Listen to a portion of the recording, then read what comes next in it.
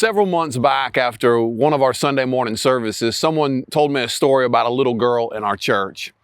Apparently, she saved up some money. It was just a dollar and a little bit of change. And she was excited. She brought it to church with her. She wanted to put it in the offering plate. And our service started. We sang a couple songs. And then, as we usually do, we had the announcements and we went into the offering. And as the plate was being passed, she had her money ready. And then the plate started down her row. And she took her money and she held it out to put it in the plate. She was a little bit hesitant, but finally she let it go. But as soon as she let the money go and dropped it in the plate, she quickly grabbed it and took it back out of the plate. And the usher that was taking up the offering and her parents who were sitting with her, they didn't know what was happening. And she looked up at all of them and she said, "I think I'm going to hold on to this for a little while." And I thought that story was so funny, but I also thought it was a good picture of where many of us are at as adults. We have something to give. We have something to offer, but for whatever reason, we're unwilling to let it go. Unfortunately for many, the church has become something that has something to offer us. We pick and choose which church we want to attend based on which one seems to have the most to offer us and our families. Does the music match my style? How nice are the facilities just in case I need a place for my kid's birthday party? Do they have coffee out in the lobby? Does the pastor entertain me? Do I feel like I'm being fed?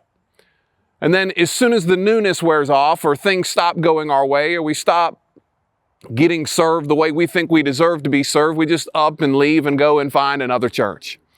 That was never the way that it was meant to be. We aren't called to be consumers, we are called to be contributors.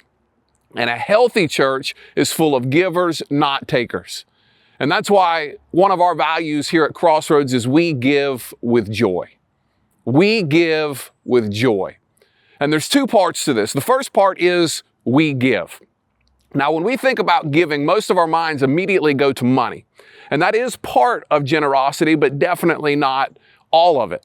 When we say we give, we don't just mean we give from our treasure. Maybe even more importantly, we mean we give from our talents and our time and our resources. We see everything that we have, everything that God has blessed us with, as a tool to further His kingdom. And then the second part. Notice it's not just we give, it's we give with joy. It's so easy to fall into the trap of I have to instead of I get to. This is a trap I've fallen in many times before myself. And this is a trap that I've seen so many others fall in. Oh man, I have to serve. I have to volunteer because no one else will do it. Other people need to take more initiative and step up to the plate. Or, oh man, I just received this big check and now I have to tithe. I have to give 10% back to God. Or, oh man, I have to study this weekend because I'm teaching the lesson on Sunday morning. Those things shouldn't be burdens, they should be blessings. In Acts chapter 20, verse 35, the Bible tells us it is more blessed to give than to receive. The Bible also tells us that God loves a cheerful giver.